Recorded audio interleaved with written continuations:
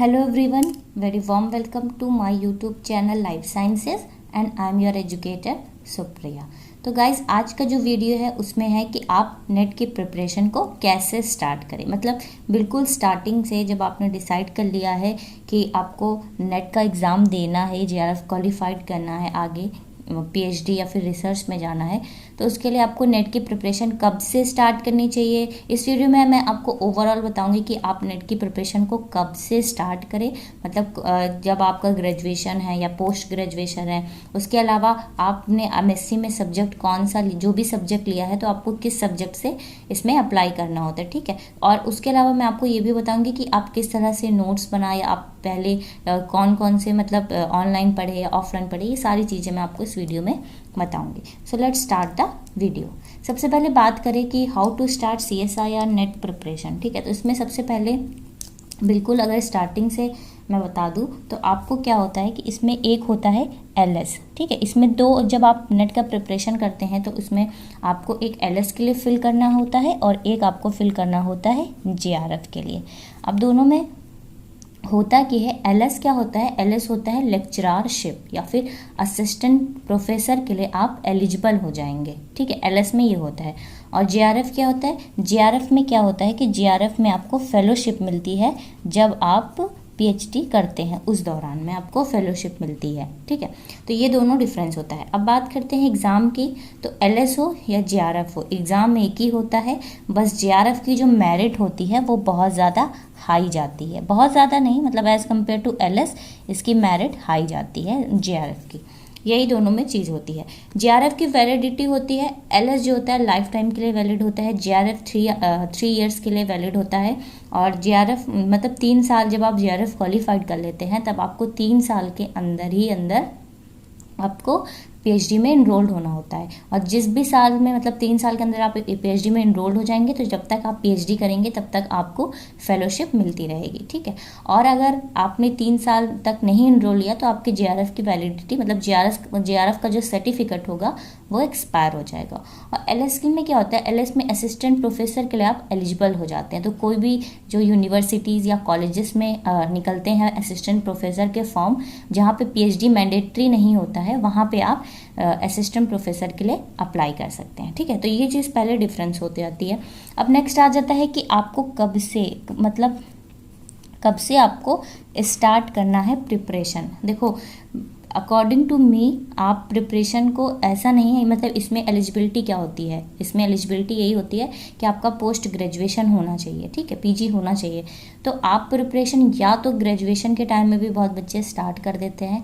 तो आप मतलब स्टार्ट करने का इन द सेंस कि ये नहीं कि आप दिन रात इसी में लगे पड़े अपना ग्रेजुएशन छोड़ के, क्योंकि अगर आपके PG में मार्क्स नहीं बने तो भी तो आप फॉर्म नहीं फिल कर पाएंगे, है ना। तो इसलिए आपको 60% PG में चाहिए होता है। तो इसीलिए आप या PG के फर्स्ट ईयर से, ठीक है, अकॉर्डिंग टू मी जब आपका PG का, यानी कि जब आप पोस्ट ग्रेजुएशन कर रहे हो तो उसके फर्स्ट ईयर से आप एक मतलब बेसिक नॉलेज लेके चलिए। मतलब आपको ये चीज़ पता होनी चाहिए कि क्या सिलेबस है, आप सिलेबस देखिए, कौन कौन सी यूनिट्स होती हैं, ये चीज़ें आप धीरे धीरे स्टार्ट करिए।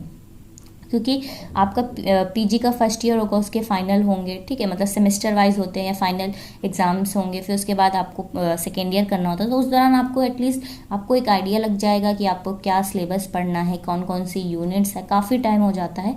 फिर आप धीरे धीरे उस चीज़ को स्टार्ट कर पाएंगे, ठीक है। तो आप ग्रेजुएशन से, मतलब PG से अपने प्रिपरेशन को स्टार्ट कर सकते हैं। अब बात आती है कि आपको क्या मतलब देखो, जो MSc में बहुत सारी कन्फ्यूज़न होती है बच्चों को।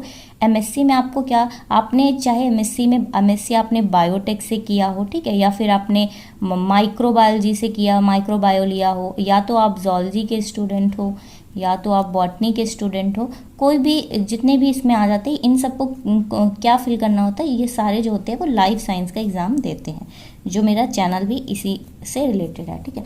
तो इस आपको क्या करना होता है, आपको लाइफ साइंस का एग्ज़ाम देना होता है। चाहे आपने MSc में माइक्रोबायो लिया हो, जूलॉजी लिया हो, बॉटनी लिया हो, बायोटेक लिया हो, या और भी कोई अदर सब्जेक्ट, तो आपको इन्वायरमेंटल साइंस भी अगर आपकी है तो भी आपको लाइफ साइंस एग्ज़ाम देना होता है, ठीक है। तो पहले तो आपको क्या करना होता है कि सबसे पहले तो आप देखिए आपको एलएस के लिए करना है या जेआरएफ के लिए करना है। अगर आप पीएचडी करना चाहते हैं या किसी भी प्रोजेक्ट को ज्वाइन करना चाहते हैं तो जेआरएफ के लिए फॉर्म फिल करते हैं और एज भी होती है। और पीजी आपका हो गया या होने वाला है, पीजी में आपको 60% मार्क्स चाहिए होता है, ठीक है, 60% आपको चाहिए होता है। फिर एमएससी के बाद आप क्या करना है कि अब आ जाता है कि आप जो प्रिपरेशन है उसे कैसे स्टार्ट करें, ठीक है। अभी तो था कि आप कब से स्टार्ट करें, अब बात करते हैं कि आपको प्रिपरेशन को कैसे स्टार्ट करना है। तो सबसे पहले क्या करना है, सबसे पहले आपको क्या करना है, आपको देखना है सिलेबस, ठीक है। सबसे इम्पॉर्टेंट चीज़ आ जाती है सिलेबस, क्योंकि आप प्रिपरेशन करने जा रहे हैं तो आपको सिलेबस तो पता होना चाहिए।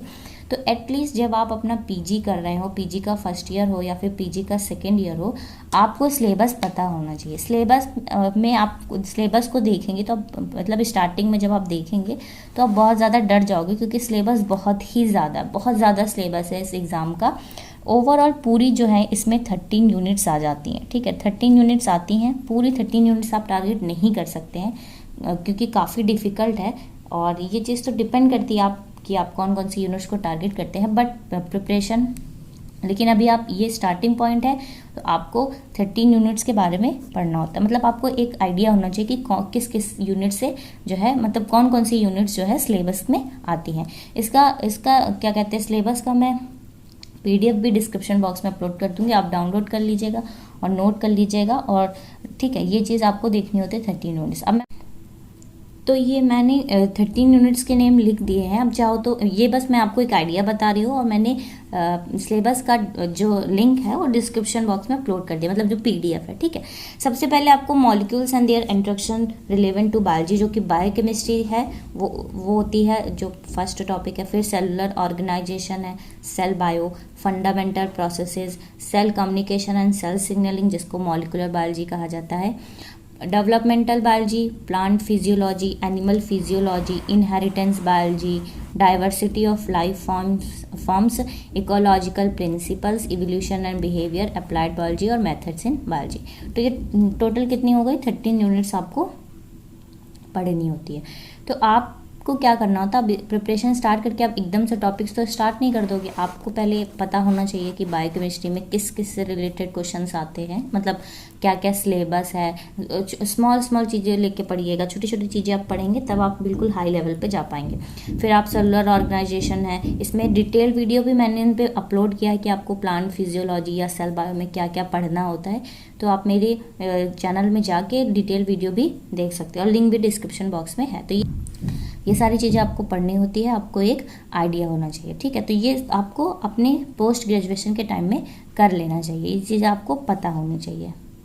अब आपको ये भी देखना होता है कि आपको कौन कौन सी यूनिट स्किप करनी है। मतलब आप सारी यूनिट्स को टारगेट करिए, मतलब कुछ यूनिट्स आप स्किप कर सकते हैं, जैसे आप 11-12 यूनिट्स हैं, मतलब 13 यूनिट्स में 11-12 को टारगेट करिए, 10 को टारगेट। तो ये सारी चीज़ें आप बिल्कुल बेसिक जो चीज़ें हैं ना, इनको लेके चलिए, ताकि जैसे ही आपका पीजी जब आप कर रहे हैं उस दौरान पे आप ये सारी चीज़ें आपके माइंड्स में क्लियर हो। क्योंकि जब इतना इजी तो है नहीं कि एग्ज़ाम बहुत इजी, आपको यही चीज़ें नहीं पता होती कि एलएस है क्या होता है, जेआरएफ क्या होता है, किस सब्जेक्ट से आपको अप्लाई करना होता है, ठीक है। इसलिए मैंने ये वीडियो को बनाया है। नेक्स्ट आ जाता है उसके बाद, जब आपको ये सारी चीज़ें मतलब आप क्लियर कर लो, उसके बाद आपको क्या करना है, आपको एग्ज़ाम पैटर्न देखना होता है, ठीक है। एग्ज़ाम पैटर्न भी देख के चलिए।